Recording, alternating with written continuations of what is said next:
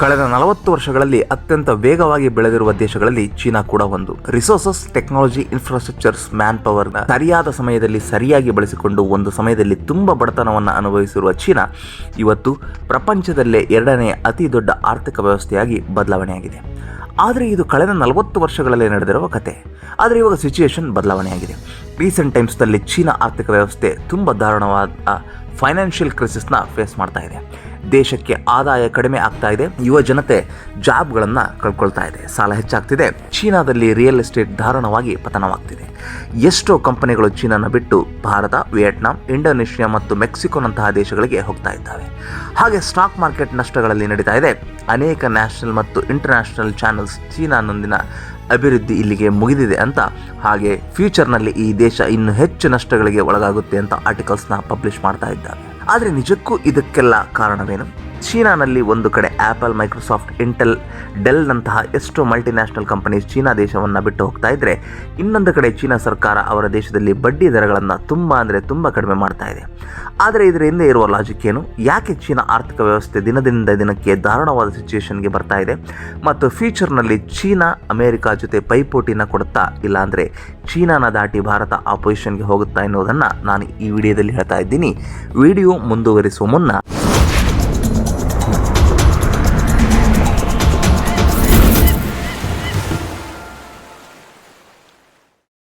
1978ರಲ್ಲಿ China ಅವರ ದೇಶದಲ್ಲಿ open door ಪಾಲಿಸಿನ announce ಮಾಡಿದೆ. ಅಂದರೆ ಅಲ್ಲಿಯವರೆಗೂ ವಿದೇಶಿಯ ಕಂಪನಿಗಳನ್ನು ತಮ್ಮ ದೇಶದಲ್ಲಿ ಹೆಜ್ಜೆ ಇಡುವುದಕ್ಕೆ ಕೊಡಲಾರದಂತಹ ಚೀನಾ ಮೊದಲನೆಯ ಬಾರಿಗೆ ಫಾರಿನ್ ಕಂಪನಿಗಳನ್ನು ಅವರ ದೇಶದಲ್ಲಿ ಫ್ರೀಯಾಗಿ ಬಿಸ್ನೆಸ್ ಮಾಡೋದಕ್ಕೆ ಅಲೋ ಮಾಡುತ್ತೆ.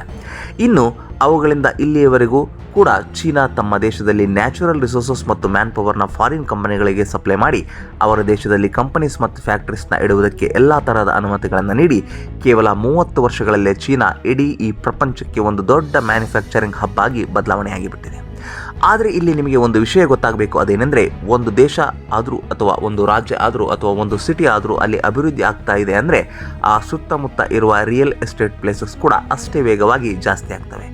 ಕಣ್ಣು ಮುಂದೆ ಜಾಸ್ತಿ ಆಗುತ್ತಿರುವ ದರಗಳನ್ನು ನೋಡಿ ಜನರಲ್ಲಿ ಪ್ರೊಮೋ ಕ್ರಿಯೇಟ್ ಆಗುತ್ತೆ. ಅಂದರೆ ಇವಾಗ ಕೊಂಡ್ಕೊಂಡಿಲ್ಲ ಅಂದರೆ ಮತ್ತೆ ಪರ್ಚೇಸ್ ಮಾಡುವುದಕ್ಕೆ ಆಗಲ್ವೇನೋ ಅನ್ನುವ ಒಂದು ಭಯ ಅಂತ ಅರ್ಥ.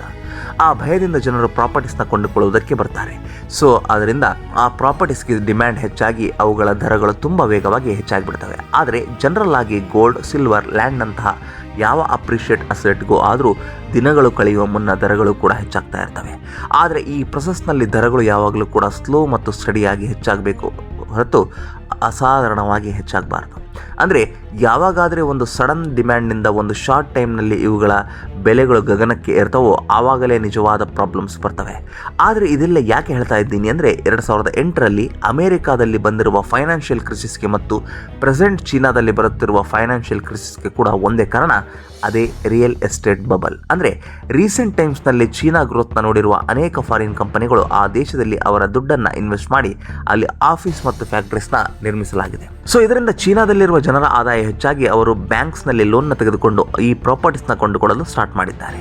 ಚೀನಾನಲ್ಲಿ ಜನಸಂಖ್ಯೆ ಹೆಚ್ಚು, ಆದರೆ ಲ್ಯಾಂಡ್ ಏರಿಯಾ ಮಾತ್ರ ಲಿಮಿಟೆಡ್ ಆಗಿರುತ್ತೆ. ಅಂತಹ ಸಮಯದಲ್ಲಿ ಜನರು ಲೋನ್ ತೆಗೆದುಕೊಂಡು ಪ್ರಾಪರ್ಟೀಸ್ ಮೇಲೆ ಹೆಚ್ಚು ದುಡ್ಡು ವೆಚ್ಚಿಸುವುದರಿಂದ ಆ ದೇಶದಲ್ಲಿ ಒಂದು ರಿಯಲ್ ಎಸ್ಟೇಟ್ ಬಬಲ್ ಬಂದಿದೆ. ಅಂದರೆ ರಿಯಲ್ ಎಸ್ಟೇಟ್ ಬೆಲೆಗಳು ಗಗನಕ್ಕೆ ತಾಕುವ ಸ್ಥಾನಕ್ಕೆ ಹೆಚ್ಚಾಗಿವೆ. ಎಷ್ಟರ ಮಟ್ಟಿಗೆ ಅಂದರೆ, ಕಳೆದ 15 ವರ್ಷಗಳಲ್ಲಿ ಚೀನಾದಲ್ಲಿರುವ ರಿಯಲ್ ಎಸ್ಟೇಟ್ ಪ್ರೈಸಸ್ ಸುಮಾರು 700% ತಲುಪಿದೆ.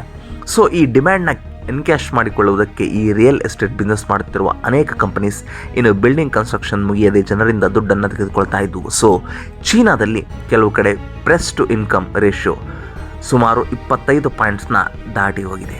ಅಂದರೆ ಒಬ್ಬ ವ್ಯಕ್ತಿ ಒಂದು ವರ್ಷ ಪೂರ್ತಿ ಕಷ್ಟಪಟ್ಟು 10 ಲಕ್ಷ ಸಂಪಾದನೆ ಮಾಡಿದರೆ ತಾನು ಚೀನಾದಲ್ಲಿ ಒಂದು ಮನೆಯನ್ನು ಪರ್ಚೇಸ್ ಮಾಡಬೇಕಂದ್ರೆ ಆ 10 ಲಕ್ಷಕ್ಕೆ 25ರ ಪಟ್ಟು ಜಾಸ್ತಿ ಕಟ್ಟಬೇಕು. ಅಂದರೆ ನೀವೇ ಅರ್ಥ ಮಾಡಿಕೊಳ್ಳಿ. ಇದನ್ನು ಪ್ರೈಸ್ ಟು ಇನ್ಕಮ್ ಅಂತ ಕರೀತಾರೆ. ಚೀನಾದಲ್ಲಿ ರಿಯಲ್ ಎಸ್ಟೇಟ್ ಮಾರ್ಕೆಟ್ ಯಾವ ರೇಂಜ್ಗೆ ಆಗಿದೆ ಅಂದರೆ, ಯಾವ ದೇಶ ಆದರೂ ಪರ್ಟಿಕ್ಯುಲರ್ ಸೆಕ್ಟರ್ನ ಬಹಳ ಕಡಿಮೆ ಸಮಯದಲ್ಲೇ ಅಸಾಧಾರಣವಾಗಿ ಬೆಳೀತಾ ಇದೆ ಅಂದರೆ ಅದು ಮುಂದೆ ಫ್ಯೂಚರ್ನಲ್ಲಿ ಸಸ್ಟೈನ್ ಆಗುವುದು ತುಂಬ ಕಷ್ಟ. ಹಾಗೆ ಎಕ್ಸಾಕ್ಟಾಗಿ ಚೀನಾನಲ್ಲಿ ಕೂಡ ಅದೇ ನಡೆದಿದೆ. ಕರೋನಾ ನಂತರ ಇಡೀ ಪ್ರಪಂಚವ್ಯಾಪ್ತಿಯಾಗಿ ಬಂದಿರುವ ಫೈನಾನ್ಷಿಯಲ್ ಕ್ರೈಸಿಸ್ ನಂತರ ಚೀನಾದಲ್ಲಿ ಈ ರಿಯಲ್ ಎಸ್ಟೇಟ್ ಬಬಲ್ಸ್ ಬಸ್ಟ್ ಆಗಿದೆ. ಅಂದರೆ ಸುಮಾರು 2 ವರ್ಷಗಳ ಸಮಯ ಜನರಿಗೆ ಸರಿಯಾದ ಆದಾಯ ಇಲ್ಲದೇ ಇರುವುದರಿಂದ ಅವರಿಗೆ ಕೊಂಡುಕೊಳ್ಳುವ ಶಕ್ತಿ ಕಡಿಮೆಯಾಗಿ ಈ ರಿಯಲ್ ಎಸ್ಟೇಟ್ ಪ್ರಾಪರ್ಟೀಸ್ಗೆ ಡಿಮ್ಯಾಂಡ್ ಕಡಿಮೆ ಆಗಿಬಿಟ್ಟಿದೆ. ಇದರಿಂದ ಕೋಟಿಗಟ್ಟಲೆ ಇನ್ವೆಸ್ಟ್ ಮಾಡಿ ಅಲ್ಲಿನ ಪ್ರಾಪರ್ಟಿ ಸೇಲ್ ಆಗದೆ ಆಲ್ರೆಡಿ ಅಡ್ವಾನ್ಸ್ ಕೊಟ್ಟವರಿಗೆ ಮನೆಗಳ ಕನ್ಸ್ಟ್ರಕ್ಷನ್ಸ್ ಪೂರ್ಣಗೊಳಿಸಿ ಕೊಡುವುದಕ್ಕೆ ಆಗದೆ ಚೀನಾದಲ್ಲಿ ಅತಿ ದೊಡ್ಡ ರಿಯಲ್ ಎಸ್ಟೇಟ್ ಕಂಪನಿಯಾದ ಎವರ್ ಗ್ರ್ಯಾಂಡ್ ಆಲ್ರೆಡಿ ಮುಚ್ಚಲಾಗಿದೆ. ಹಾಗೆ ಇದೇ ರಿಯಲ್ ಎಸ್ಟೇಟ್ ಬಿಸ್ನೆಸ್ ಮಾಡುತ್ತಿರುವ ಇನ್ನು ಕೆಲವು 50 ಕಂಪನೀಸ್ ಕೂಡ ಸುಮಾರು ಮುಚ್ಚಿ ಹಾಕುವ ಸಿಚುವೇಶನ್ ಅಲ್ಲಿ ಇದಾವೆ. ಆದರೆ ಇಲ್ಲಿ ನಿಮಗೆ ಒಂದು ಡೌಟ್ ಬರಬಹುದು, ರಿಯಲ್ ಎಸ್ಟೇಟ್ ಬೀಳುವುದರಿಂದ ಒಟ್ಟು ದೇಶದ ಆರ್ಥಿಕ ವ್ಯವಸ್ಥೆಗೆ ಡೇಂಜರ್ ಇರುತ್ತಾ ಅಂತ. ಎಸ್, ಇರುತ್ತೆ. ಯಾಕಂದರೆ ಚೀನಾ GDPಯಲ್ಲಿ ರಿಯಲ್ ಎಸ್ಟೇಟ್ನ ಕಾಂಟ್ರಿಬ್ಯೂಷನ್ ಸುಮಾರು 30% ಇದೆ. ಹಾಗೆ ಆಲ್ರೆಡಿ ಮೊದಲು ಹೇಳಿದ ಹಾಗೆ 2008ರಲ್ಲಿ ಅಮೆರಿಕಾದಲ್ಲಿ ಬಂದಿರುವ ಫೈನಾನ್ಷಿಯಲ್ ಕ್ರೈಸಿಸ್ ಕಾರಣ ಕೂಡ ಈ ರಿಯಲ್ ಎಸ್ಟೇಟ್ ಬಬಲ್ನೇ. ಇನ್ನು ನೆಕ್ಸ್ಟ್ ಅನ್ಎಂಪ್ಲಾಯ್ಮೆಂಟ್.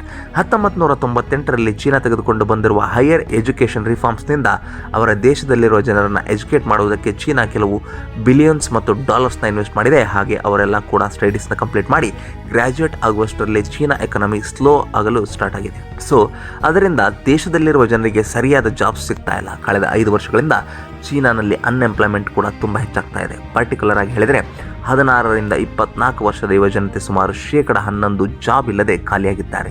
ಇನ್ನೊಂದು ಕಡೆ ಚೀನಾದಲ್ಲಿರುವ ಯಂಗ್ ಪಾಪ್ಯುಲೇಷನ್ ಕೂಡ ಸ್ಲೋ ಆಗಿ ಕಡಿಮೆಯಾಗಿ ಮುದುಕರ ಜನಸಂಖ್ಯೆ ಹೆಚ್ಚಾಗ್ತಿದೆ. ಅಂದರೆ ಚೀನಾದಲ್ಲಿ 65 ವರ್ಷಕ್ಕಿಂತ ಮೇಲ್ಪಟ್ಟು ಇರುವವರ ಸಂಖ್ಯೆ 1990ರಲ್ಲಿ 5% ಇದ್ದರೆ ಪ್ರೆಸೆಂಟ್ ಅದು 14% ಇದೆ. ಹಾಗೆ 2050ರಲ್ಲಿ ಅದು 30%ಕ್ಕೆ ಹೆಚ್ಚಾಗುತ್ತೆ. ಆ ಸಮಯಕ್ಕೆ ಚೀನಾದವರು ಅವರ ಹತ್ತಿರ ಇರುವ ಯುವ ಶಕ್ತಿಯನ್ನು ಸರಿಯಾಗಿ ಬಳಸಿಕೊಂಡಿಲ್ಲ ಅಂದರೂ ದೇಶಕ್ಕೆ ಎಕ್ಸ್ಟ್ರಾ ಬರ್ಡನ್ ಆಗಿ ಬದಲಾವಣೆ ಆದರೂ ಫ್ಯೂಚರ್ಸ್ನಲ್ಲಿ ಚೀನಾ ತುಂಬ ಸಿವಿಯರ್ ಫೈನಾನ್ಷಿಯಲ್ ಕ್ರೈಸಿಸ್ನ ಎದುರಿಸಬೇಕಾಗುತ್ತೆ. ಚೀನಾ ಎಕಾನಮಿ ಸ್ಲೋ ಆಗುವುದಕ್ಕೆ ಇನ್ನೊಂದು ಪ್ರಮುಖ ಕಾರಣ ಏನಂದರೆ ಡಿಫ್ಲೇಷನ್. ಅಂದರೆ ಏನು ಅನ್ಕೊಳ್ತಾ ಇದ್ದೀರಾ, ಹೇಳ್ತೀನಿ ಕೇಳಿ. ಡಿಫ್ಲೇಷನ್ ಬಗ್ಗೆ ನಿಮಗೆ ಅರ್ಥವಾಗಬೇಕು ಅಂದರೆ ಮೊದಲು ನೀವು ಇನ್ಫ್ಲೇಷನ್ ಬಗ್ಗೆ ತಿಳಿಯಬೇಕು. ಇನ್ಫ್ಲೇಷನ್ ಅಂದರೆ ಒಂದು ದೇಶದಲ್ಲಿ ಉತ್ಪತ್ತಿಯಾಗುವ ವಸ್ತುಗಳಿಂದಿನ ದರ ಹೆಚ್ಚಾಗಿ ಬಿಡುತ್ತೆ. ಸೊ ಆ ಥರ ಹೆಚ್ಚಾಗುವುದರಿಂದ ಆ ದೇಶದಲ್ಲಿರೋ ಕರೆನ್ಸಿಗೆ ವ್ಯಾಲ್ಯೂ ಇರೋದಿಲ್ಲ. ಉದಾಹರಣೆಗೆ ಯಾವಾಗಾದರೆ ಇನ್ಫ್ಲೇಷನ್ ಹೆಚ್ಚಾಗುತ್ತೋ ಆವಾಗ 1 kg ಈರುಳ್ಳಿ ಆನಿಯನ್ ಕೂಡ ನಾವು ಲಕ್ಷಗಟ್ಟಲೆ ದುಡ್ಡನ್ನು ಖರ್ಚು ಮಾಡಬೇಕಾಗತ್ತೆ. ಅರ್ಥವಾಗ್ತಿದೆ ಅಲ್ವಾ? ಆದರೆ ಈ ಇನ್ಫ್ಲೇಷನ್ಗೆ ಆಪೋಸಿಟ್ ಆಗಿರುವುದೇ ಡಿಫ್ಲೇಷನ್. ಒಂದು ದೇಶದಲ್ಲಿ ಉತ್ಪತ್ತಿಯಾಗುವ ವಸ್ತುಗಳ ಬೆಲೆಗಳು ಕಡಿಮೆ ಆಗ್ತವೆ. ಆದರೆ ಇದನ್ನು ಕೇಳಿದಾಗ ಬೆಲೆಗಳು ಕಡಿಮೆ ಆದರೆ ಒಳ್ಳೆಯದು ಅಲ್ವಾ ಅಂತ ಅನಿಸುತ್ತೆ ಅಲ್ವಾ? ಆದರೆ ಅದು ಕರೆಕ್ಟ್ ಅಲ್ಲ. ಯಾಕಂದರೆ ಬೇಸಿಕ್ ಆಗಿ ಡಿಫ್ಲೇಷನ್ ಬರುವುದಕ್ಕೆ ಕಾರಣ ಯಾವಾಗ ಜಾಬ್ಸ್ ಇಲ್ಲದೆ ಸಂಪಾದನೆ ನಿಂತು ಬಿಡುತ್ತೋ ಆವಾಗ ಅವರಿಗೆ ಕೊಂಡುಕೊಳ್ಳುವ ಪರಿಸ್ಥಿತಿ ಕಡಿಮೆ ಆಗಿಬಿಡುತ್ತೆ. ಕೊಂಡುಕೊಳ್ಳುವ ಶಕ್ತಿ ಕಡಿಮೆ ಆದರೆ ಆವಾಗ ಆ ದೇಶದಲ್ಲಿ ಉತ್ಪತ್ತಿ ಆಗುವ ವಸ್ತುಗಳಿಗೆ ಡಿಮ್ಯಾಂಡ್ ಇರೋದಿಲ್ಲ. ಯಾಕಂದರೆ ಜನಗಳ ಹತ್ತಿರ ದುಡ್ಡು ಇಲ್ಲ, ಅಂದರೆ ಅವರ ವಸ್ತುಗಳನ್ನು ಅಷ್ಟೊಂದು ಪರ್ಚೇಸ್ ಮಾಡೋದಿಲ್ಲ. ಸೊ ಡಿಮ್ಯಾಂಡ್ ಇಲ್ಲ, ಅಂದರೆ ಆವಾಗ ಆಟೋಮೆಟಿಕ್ ಆಗಿ ವಸ್ತುಗಳ ಬೆಲೆಗಳು ಕಡಿಮೆ ಆಗಿಬಿಡ್ತವೆ. ಆ ಥರ ದರಗಳು ಕಡಿಮೆ ಆಗಿಬಿಟ್ರೆ ಆ ವಸ್ತುಗಳನ್ನು ತಯಾರಿ ಮಾಡುವ ಕಂಪನಿಗಳಿಗೆ ಆದಾಯ ಮತ್ತು ಲಾಭಗಳು ಕೂಡ ಕಡಿಮೆ ಆಗ್ತವೆ. ಸೊ ಆದಾಯ ಕಡಿಮೆ ಆಗಿಬಿಟ್ರೆ ಆ ಕಂಪನಿಗಳು ವಸ್ತುಗಳನ್ನು ಉತ್ಪತ್ತಿ ಮಾಡುವುದನ್ನು ಕಡಿಮೆ ಮಾಡಿಬಿಡ್ತವೆ. ದೇಶದಲ್ಲಿ ಆ ಥರ ಉತ್ಪತ್ತಿಗಳು ಕಡಿಮೆ ಆದರೆ ಅವರ ದೇಶಕ್ಕೆ ಟ್ಯಾಕ್ಸ್ ರೂಪದಲ್ಲಿ ಬರುವ ಆದಾಯ ಕಡಿಮೆ ಆಗಿ ಒಂದು ಕಡೆ ಜನರ ಹತ್ತಿರ ದುಡ್ಡು ಇಲ್ಲದೆ ಇನ್ನೊಂದು ಕಡೆ ಸರ್ಕಾರದ ಹತ್ತಿರ ದುಡ್ಡು ಇಲ್ಲದೆ ಆ ದೇಶದ ಆರ್ಥಿಕ ವ್ಯವಸ್ಥೆ ಎಕನಾಮಿಕ್ ರಿಸೆಷನ್ಗೆ ಎದುರಿಸಬೇಕಾಗುತ್ತೆ. ಒಂದು ವೇಳೆ ರಿಸೆಷನ್ ಬಂದರೂ ಕೂಡ ಆ ದೇಶ ಮತ್ತೆ ತಿರುಗಿ ರಿಕವರ್ ಆಗಿಲ್ಲ ಅಂದರೆ ಎಕನಾಮಿಕ್ ಡಿಪ್ರೆಷನ್ಗೆ ಗುರಿಯಾಗಿ ಆ ದೇಶದ ಆರ್ಥಿಕ ವ್ಯವಸ್ಥೆನ ಡೇಂಜರ್ನೊಳಗೆ ಹೋಗಿಬಿಡುತ್ತೆ. ಆದರೆ ಇದನ್ನೆಲ್ಲ ಇವಾಗ ಯಾಕೆ ಹೇಳ್ತಾ ಇದ್ದೀನಿ ಅಂದರೆ ಪ್ರೆಸೆಂಟ್ ಚೀನಾದಲ್ಲಿ ಇದೇ ನಡೀತಾ ಇದೆ. ಚೀನಾದ ಆರ್ಥಿಕ ವ್ಯವಸ್ಥೆ ಕರೋನಾ ನಂತರ ಡಿಫ್ಲೇಷನ್ ನಡೀತಾ ಇದೆ. ಅಂದರೆ ಆ ದೇಶದಲ್ಲಿರುವ ಜನರು ಕೊಂಡುಕೊಳ್ಳುವ ಶಕ್ತಿ ಕಡಿಮೆ ಆಗುವುದು ಮತ್ತು ಕೆಲವು ಕಂಪನಿಗಳು ತಮ್ಮ ಉತ್ಪನ್ನಗಳನ್ನು ಕಡಿಮೆ ಮಾಡಿ ವರ್ಕರ್ಸ್ನ ಜಾಬ್ನಿಂದ ತೆಗಿತಾ ಇದ್ದರೆ ಇನ್ನು ಕೆಲವು ಕಂಪನಿಗಳು ಅವರ ಫ್ಯಾಕ್ಟರೀಸ್ನ ಚೀನಾದಲ್ಲಿ ಕ್ಲೋಸ್ ಮಾಡಲಾಗುತ್ತಿದೆ. ಇದರಿಂದ ಚೀನಾ ಮತ್ತು ಅಮೆರಿಕ ನಡುವೆ ನಡೆಯುತ್ತಿರುವ ಟ್ರೇಡ್ ವಾರ್, ಚೀನಾ ಸರ್ಕಾರದಲ್ಲಿರುವ ಪೊಲಿಟಿಕಲ್ ಇಶ್ಯೂಸ್ ಆಗಿ ಓವರಾಲ್ ಆಗಿ ಚೀನಾ ಎಕನಾಮಿ ಸ್ಲೋ ಆಗುವುದರಿಂದ ಆ್ಯಪಲ್, ಮೈಕ್ರೋಸಾಫ್ಟ್, ಇಂಟೆಲ್, ಡೆಲ್ನಂತಹ ಎಷ್ಟೋ ಕಂಪನಿಗಳು ಸ್ಲೋ ಆಗಿ ಚೀನಾದಲ್ಲಿ ಅವರ ಪ್ರಾಡಕ್ಟ್ಸ್ನೊಂದಿನ ಉತ್ಪತ್ತಿ ಕಡಿಮೆ ಮಾಡಿ ಇಂಡಿಯಾ, ವಿಯೆಟ್ನಾಂ, ಇಂಡೋನೇಷ್ಯಾ, ಮೆಕ್ಸಿಕೋನಂತಹ ದೇಶದಲ್ಲಿ ಹೊಸದಾಗಿ ಫ್ಯಾಕ್ಟ್ರೀಸ್ನ ನಿರ್ಮಿಸಿ ಅಲ್ಲಿ ಪ್ರೊಡಕ್ಷನ್ನ ಸ್ಟಾರ್ಟ್ ಮಾಡ್ತವೆ. ಆದರೆ ಇಲ್ಲಿ ಪ್ರಶ್ನೆ ಏನು ಅಂದರೆ ಚೀನಾ ಮತ್ತು ಅವರ ಆರ್ಥಿಕ ವ್ಯವಸ್ಥೆನ ನಾರ್ಮಲ್ ಪರಿಸ್ಥಿತಿಗೆ ತೆಗೆದುಕೊಂಡು ಬರಬೇಕಂದ್ರೆ ಏನು ಮಾಡಬೇಕು ಅಂದರೆ ಉತ್ತರ ತುಂಬ ಸಿಂಪಲ್. ಮೊದಲನೇದಾಗಿ ಅವರ ದೇಶದಲ್ಲಿರುವ ಜನರು ಕೊಂಡುಕೊಳ್ಳುವ ಶಕ್ತಿನ ಹೆಚ್ಚಿಸಬೇಕು. ಆ ಥರ ಮಾಡಬೇಕು ಅಂದರೆ ಸರ್ಕಾರ ಜನರೊಳಗಡೆ ದುಡ್ಡನ್ನು ಪಂಪ್ ಮಾಡಬೇಕು. ಹಾಗೆ ಅದನ್ನು ಮಾಡುವುದಕ್ಕೆ ಪ್ರಪಂಚವ್ಯಾಪ್ತಿಯಾಗಿರುವ ತುಂಬ ಗೌರ್ಮೆಂಟ್, ಸೆಂಟ್ರಲ್ ಬ್ಯಾಂಕ್ಸ್ ಫಾಲೋ ಮಾಡುತ್ತಿರುವ ಸ್ಟ್ರಾಟಜಿನೇ ಇಂಟ್ರೆಸ್ಟ್ ರೇಟ್ ಕಟ್ಸ್. ಅಂದರೆ ಅವರ ದೇಶದಲ್ಲಿರುವ ಬ್ಯಾಂಕ್ಸ್ ಕಡಿಮೆ ಬಡ್ಡಿಗೆ ಲೋನ್ಸ್ನ ಕೊಡುವ ಹಾಗೆ ಮಾಡುವುದು. ಸೊ ಯಾವಾಗ ಕಡಿಮೆ ಬಡ್ಡಿಗೆ ಲೋನ್ಸ್ ಬರ್ತವೋ ಆವಾಗ ವ್ಯಾಪಾರಗಳು ಮಾಡುವವರು ಲೋನ್ಸ್ ತೆಗೆದುಕೊಂಡು ಫ್ಯಾಕ್ಟರೀಸ್ನ ಇಟ್ಟು ಜನರಿಗೆ ಜಾಬ್ಸ್ನ ಕೊಟ್ಟು ಅವರಿಗೆ ಸಂಬಳವನ್ನು ಕೊಡುತ್ತಾ ವಸ್ತುಗಳನ್ನು ತಯಾರಿ ಮಾಡಲು ಸ್ಟಾರ್ಟ್ ಮಾಡ್ತಾರೆ. ಇನ್ನೊಂದು ಕಡೆ ಜನರಿಗೆ ಜಾಬ್ಸ್ ಬರುವುದರಿಂದ ಅವರು ಕೊಂಡುಕೊಳ್ಳುವ ಶಕ್ತಿ ಹೆಚ್ಚಾಗಿ ಅವರು ಬ್ಯಾಂಕ್ ಬ್ಯಾಂಕ್ಸ್ನಲ್ಲಿ ತೆಗೆದುಕೊಂಡಿರುವ ಲೋನ್ಸ್ಗೆ ಕರೆಕ್ಟ್ ಟೈಮ್ಗೆ EMIಗಳನ್ನು ಪೇ ಮಾಡ್ತಾರೆ. ಅದೇ ಥರ ಅವರಿಗೆ ಬೇಕಾಗಿರುವ ಎಲ್ಲ ವಸ್ತುಗಳನ್ನು ಕೊಂಡುಕೊಳ್ಳುವುದರಿಂದ ದೇಶಕ್ಕೆ ಆದಾಯನ ಹೆಚ್ಚಿಸ್ತಾರೆ. ಆದರೆ ಇದು ನಡೆಯಬೇಕು ಅಂದರೆ ತುಂಬ ಸಮಯ ಬೇಕಾಗುತ್ತೆ. ಎಕನಾಮಿಕ್ ಟರ್ಮಿನಾಲಜಿಗಳಲ್ಲಿ ಇವುಗಳನ್ನು ಬಿಸ್ನೆಸ್ ಸೈಕಲ್ ಅಂತಾರೆ. ಇನ್ಫ್ಲೇಷನ್, ರಿಸಿಷನ್, ಡಿಫ್ಲೇಷನ್ ಅಂದರೆ ಡಿಪ್ರೆಷನ್ ಇವೆಲ್ಲವೂ ಕೂಡ ಬಿಸ್ನೆಸ್ನ ಭಾಗವೇ. ಇವೆಲ್ಲ ಬರುವುದಕ್ಕೆ ಕಾರಣವೇನು ಅಂದರೆ ಯಾವ ದೇಶದಲ್ಲಿ ಆದರೂ ಜನರ ಹತ್ತಿರ ದುಡ್ಡು ಕಂಟ್ರೋಲ್ನಲ್ಲಿ ಇರಬೇಕು ಅಂದರೆ ದೇಶದಲ್ಲಿ ಉತ್ಪತ್ತಿಯಾಗುವ ವಸ್ತುಗಳಿಗೆ ಸಮಾನವಾದ ದುಡ್ಡು ಮಾತ್ರವೇ ಜನರ ಹತ್ತಿರ ಇರಬೇಕು. ಅದು ಹೆಚ್ಚಾದರೆ ಇನ್ಫ್ಲೇಷನ್ ಬಂದು ವಸ್ತುಗಳ ಬೆಲೆಗಳು ಹೆಚ್ಚಾಗಿ ಆರ್ಥಿಕ ವ್ಯವಸ್ಥೆ ಕುಸಿದು ಬೀಳುತ್ತೆ. ಅಟ್ ದಿ ಸೇಮ್ ಟೈಮ್ ಜನರ ಹತ್ತಿರ ದುಡ್ಡು ಕಡಿಮೆ ಆದರೆ ವಸ್ತುಗಳಿಗೆ ಡಿಮ್ಯಾಂಡ್ ಕಡಿಮೆ ಆಗಿ ದೇಶಕ್ಕೆ ಆದಾಯ ಕಡಿಮೆ ಆಗಿಬಿಡುತ್ತೆ. ಸೊ ಜನರ ಹತ್ತಿರ ಬೇಕಾಗಿರುವ ಮೊತ್ತದಲ್ಲಿ ದುಡ್ಡು ಇರುವ ಥರ ಮಾಡುತ್ತಾ ಇನ್ಫ್ಲೇಷನ್ ಮತ್ತು ಡಿಫ್ಲೇಷನ್ನ ರೆಗ್ಯುಲೇಟ್ ಮಾಡುವುದಕ್ಕೆ ಪ್ರತಿಯೊಂದು ದೇಶದಲ್ಲಿ ಒಂದು ಸೆಂಟ್ರಲ್ ಬ್ಯಾಂಕ್ ಇರುತ್ತೆ. ಲೈಕ್ ನಮ್ಮ ದೇಶದಲ್ಲಿ RBI ಥರ. ಈ central banks time to time ದೇಶದಲ್ಲಿರುವ ಫೈನಾನ್ಷಿಯಲ್ ಸಿಚುಯೇಷನ್ನ ಅನಲೈಸ್ ಮಾಡಿ ಜನರು ಕೊಂಡುಕೊಳ್ಳುವ ಶಕ್ತಿ ಕಡಿಮೆ ಆದರೆ ಬಡ್ಡಿ ರೇಟ್ಗಳನ್ನು ಕಡಿಮೆ ಮಾಡೋದರಿಂದ ಎಕಾನಮಿ ಒಳಗಡೆ ದುಡ್ಡನ್ನು ಕಳಿಸಿಬಿಡ್ತಾರೆ. ಅದೇ ಥರ ಜನರ ಹತ್ತಿರ ದುಡ್ಡು ಹೆಚ್ಚಾಗಿ ಡಿಮ್ಯಾಂಡ್ ಹೆಚ್ಚಾದರೆ ಬಡ್ಡಿ ರೇಟ್ಗಳನ್ನು ಹೆಚ್ಚಿಸಿ ದುಡ್ಡನ್ನು ಸಿಸ್ಟಮ್ನಿಂದ ಹೊರಗೆ ತೆಗೆದು ಬಿಡ್ತಾರೆ. ಅದಕ್ಕೆ ಪ್ರೆಸೆಂಟ್ ಚೀನಾ ಸರ್ಕಾರ ಕೂಡ ಅದರ ದೇಶದಲ್ಲಿರುವ ಜನರು ಕಂಡುಕೊಳ್ಳುವ ಶಕ್ತಿನ ಹೆಚ್ಚಿಸಿ ಅವರ ದೇಶದಲ್ಲಿ ಉತ್ಪತ್ತಿ ಆಗುವ ವಸ್ತುಗಳಿಗೆ ಡಿಮ್ಯಾಂಡ್ ಹೆಚ್ಚಿಸುವುದಕ್ಕೆ ಬಡ್ಡಿ ರೇಟ್ಗಳನ್ನು ಬಹಳ ಅಂದರೆ ಬಹಳ ಕಡಿಮೆ ಮಾಡ್ತಾ ಇದೆ. ನನ್ನ ಪ್ರಕಾರ ಈ ಲಾಜಿಕ್ ನಿಮಗೆ ಅರ್ಥವಾಗಿದೆ ಅಂದ್ಕೊಳ್ತಾ ಇದ್ದೀನಿ. ಸೊ ಫೈನಲಿ ಪ್ರಪಂಚದಲ್ಲೇ 2ನೇ ಅತಿ ದೊಡ್ಡ ಆರ್ಥಿಕ ವ್ಯವಸ್ಥೆ ಆಗಿರುವ ಚೀನಾನ ಭಾರತ, ವಿಯೆಟ್ನಾಂ, ಮೆಕ್ಸಿಕೋನಂತಹ ದೇಶಗಳು ಮೀರಬಲ್ಲವ ಅಂದರೆ ಅದರಲ್ಲಿ ನಮ್ಮ ಭಾರತಕ್ಕೆ ಹೆಚ್ಚು ಅವಕಾಶಗಳು ಇದ್ದಾವೆ ಅಂತ ಹೇಳಬಹುದು. ಇದಕ್ಕೆ ನಾನು ಒಂದು ಉದಾಹರಣೆ ಕೊಡ್ತೀನಿ, ಕೇಳಿ. ಚೀನಾ ಸ್ಟಾಕ್ ಮಾರ್ಕೆಟ್ ಇಂಡೆಕ್ಸ್ ಆದಂತಹ SSC ಕಂಪೋಸಿಟ್ ಇಂಡೆಕ್ಸ್ 2020ರಲ್ಲಿ ಕರೋನಾ ಬಂದಾಗ ಎಲ್ಲಿದೆಯೋ ಪ್ರೆಸಿಡೆಂಟ್ ಕೂಡ ಅಲ್ಲೇ ಇದೆ. ಅಂದರೆ ಇದರ ಅರ್ಥ ಓವರಾಲ್ ಆಗಿ ಚೀನಾ ಕಂಪನಿಗಳಲ್ಲಿ ಇನ್ವೆಸ್ಟ್ ಮಾಡಿದವರಿಗೆ ಈ 3 ವರ್ಷಗಳಲ್ಲಿ ಯಾವ ಲಾಭ ಕೂಡ ಆಗಿಲ್ಲ. ಆದರೆ ಅದೇ 3 ವರ್ಷಗಳಲ್ಲಿ ನಮ್ಮ ಭಾರತ ಸ್ಟಾಕ್ ಮಾರ್ಕೆಟ್ಸ್ ಆಗಿ 150% ಮೇಲ್ಪಟ್ಟು ರಿಟರ್ನ್ಸ್ ಕೊಟ್ಟಿದ್ದಾವೆ. ಅಂದರೆ ನೀವೇ ಯೋಚನೆ ಮಾಡಿ, ಚೀನಾ ಜೊತೆ ಕಂಪೇರ್ ಮಾಡಿದರೆ ನಮ್ಮ ಭಾರತ ಕಂಪನೀಸ್ ಯಾವ ಥರ ಪರ್ಫಾರ್ಮೆನ್ಸ್ ಮಾಡ್ತಾ ಇದ್ದಾವೆ. ಹಾಗೆ ಇನ್ವೆಸ್ಟರ್ಸ್ ಕೂಡ ಇಂಡಿಯನ್ ಮಾರ್ಕೆಟ್ನಲ್ಲಿ ಇನ್ವೆಸ್ಟ್ ಮಾಡೋದಕ್ಕೆ ಎಷ್ಟು ಇಂಟ್ರೆಸ್ಟ್ನ ತೋರಿಸಿದ್ದಾರೋ.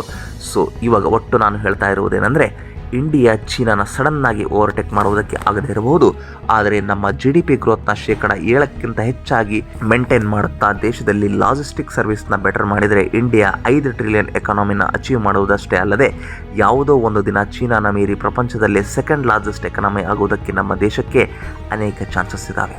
ಆದರೆ ಅವುಗಳನ್ನು ನಾವು ಎಷ್ಟರ ಮಟ್ಟಿಗೆ ಎಫೆಕ್ಟಿವ್ ಆಗಿ ಬಳಸ್ಕೊಳ್ತೀವೋ ಎನ್ನುವುದೇ ನಮ್ಮ ದೇಶದ ಫ್ಯೂಚರ್ನ ಡಿಸೈಡ್ ಮಾಡುತ್ತೆ. ಸೊ ಕೊನೆಗೆ ಈ ವಿಡಿಯೋ ನಿಮಗೆ ಇನ್ಫಾರ್ಮೇಟಿವ್ ಆಗಿ ಅನಿಸಿದರೆ ವಿಡಿಯೋಗೆ ಲೈಕ್ ಮಾಡಿ, ನಮ್ಮ ಚಾನಲ್ನ ಸಬ್ಸ್ಕ್ರೈಬ್ ಆಗಿ, ನಿಮ್ಮ ಫ್ಯಾಮಿಲಿ ಮತ್ತು ಫ್ರೆಂಡ್ಸ್ಗೂ ಈ ವಿಡಿಯೋನ ಶೇರ್ ಮಾಡಿ. Thank you.